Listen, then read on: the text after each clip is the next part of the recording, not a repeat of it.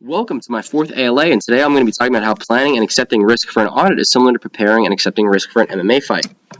So accounting and MMA, the sports analogies continue. I talked about basketball in my last ALA, and today I'm going to be talking about MMA, which some say is the world's coolest sport, and I wholeheartedly agree. So what is the connection between accounting and MMA, which may seem very strange? Plenty of famous MMA fighters were accountants, most notably former UFC light heavyweight champion Chuck the Iceman Liddell was a CPA, which is pretty cool. I don't know which title is more prestigious, the championship or the CPA. Both great for the LinkedIn. So the narrative is the audit risk model and the importance of a company's environment in preventing fraud are similar to how MMA fighters assess risk and the importance of their environment before a fight. So what is the audit risk model? The audit risk model is the chance that the auditor expressed an unmodified or clean opinion when the financial statements are actually materially misstated. While auditors can't eliminate risk, they can manage it through careful assessment and planning. So the framework they use is audit risk equals inherent risk times control risk times detection risk. So audit risk, like I said, the risk that auditors issue a clean opinion when the financial statements are actually misstated. Inherent risk is the likelihood of misstatement before internal controls are considered, and control risk is the risk that internal controls fail to prevent or detect misstatement. Now, detection risk can kind of be defined as the likelihood that auditors will be able to detect misstatement, meaning if it decreases, auditors will have to collect more evidence and perform more work to keep the audit risk the same. So some examples are, and how they balance each other out. If there's a lack of segregation of duties, which increases the control risk, the detection risk must be lowered and more work must be performed in order to keep audit risk the same. Looking at inherent risk, if a company launches a new product that involves complex foreign contracts, that increases inherent risk. In order for the audit risk to be the same, detection risk must be decreased and more work must be performed.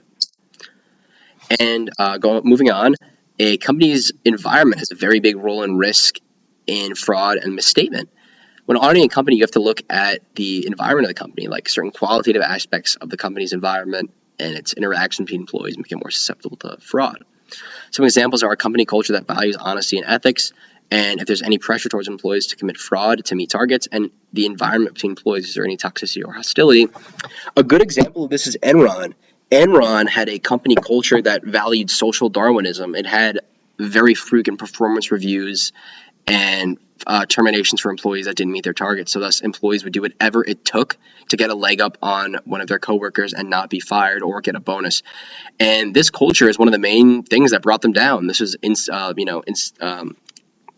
instituted by Jeff Skilling, who was at the top of Enron, who had a very social Darwinist philosophy when it came to business. And it showed in the way that employees worked at Enron, and that's part of what brought them down. A big example, it was a big part of that, the way Jeff Skilling treated the company. Very interesting to read about. Now, what is the fighting risk model? I actually just created this. So in MMA, the main components of the fight are your skills versus your opponents, your inherent attributes and status, and your training. So we can create a very similar model to that of the audit risk model based on this to determine whether a fighter won the fight, which I call win risk equals skill risk times inherent risk times preparedness risk. Now, skill risk is the risk that your skill is not sufficient to win a fight.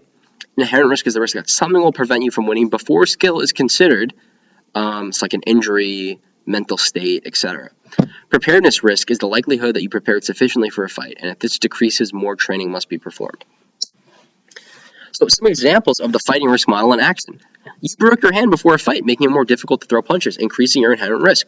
In order to keep your odds of winning the same, you'll have to perform more training to make up for this. So you have to decrease your preparedness risk. Now, a fighter with an injury can compensate by training harder, improving their cardio, reaction time, and toughness, or by working on making up a whole new game plan, maybe using kicks or knees or something else. Now for skill risk, you're facing an opponent with a large grappling skill advantage over you, which increases your skill risk. In order to keep your odds of winning the same, you'll have to perform more training in order to compensate, decrease your preparedness risk. So a fighter can work on getting stronger, more muscular in training in order not to be thrown around as easily in grappling exchanges, or not held down as easily, be able to get up a little bit quicker to compensate for the grappling skill advantage.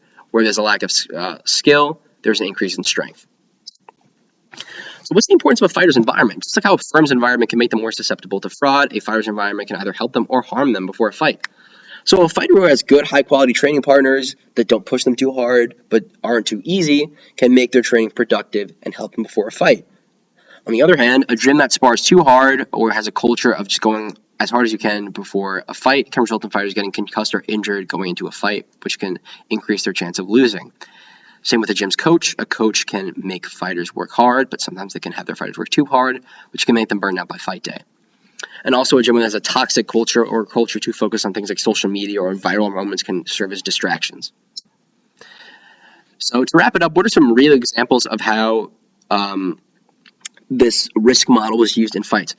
Now, the first one is Islam Makhachev suffered a shin injury and wasn't able to kick as much as he normally does. To compensate, he increased his training and made a whole new game plan based around punching to win the fight. Moving on, Leon Edwards was considered one of the most skilled defensive grapplers in the welterweight division.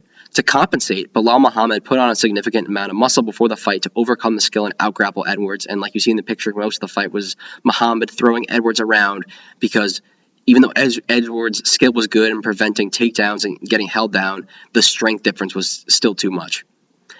Finally, Charles Oliveira suffered a KO loss in this fight.